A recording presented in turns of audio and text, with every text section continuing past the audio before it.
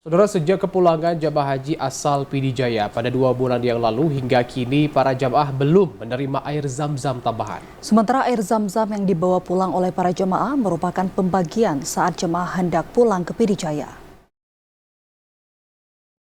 Dalam kurun waktu 10 tahun terakhir, para jamaah haji asal Indonesia, khususnya Kabupaten PD Jaya, hanya membawa pulang sebanyak 5 liter air zam-zam dari Tanah Suci. Air zam-zam tersebut memang sudah dikemas dalam galon yang dibagikan kepada semua jemaah haji, bahkan banyak jemaah haji asal Indonesia yang nekat membawa pulang air zam-zam dalam kopernya yang berdampak pada pelanggaran.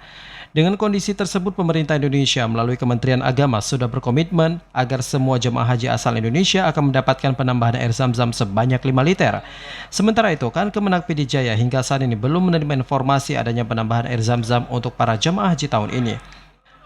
PLT Kepala Kantor Kemenag PD Jaya Mulyadi menyatakan bahwa hingga saat ini belum mendapatkan informasi adanya penambahan air zam-zam untuk jemaah haji tahun ini.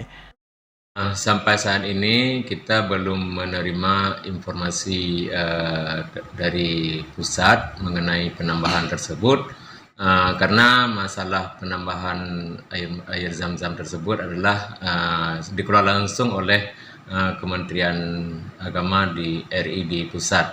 Jadi kita menunggu informasi dari pusat melalui Kanwil Kementerian Agama Provinsi Aceh, yang nantinya bila ada penambahan air zam-zam tersebut dan sampai di kantor Kementerian Agama Kabupaten PD Jaya, segera akan kita salurkan kepada jemaah yang berhak menerimanya.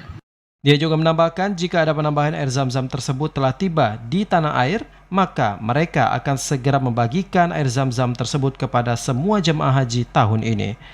Tim Liputan TVRI melaporkan.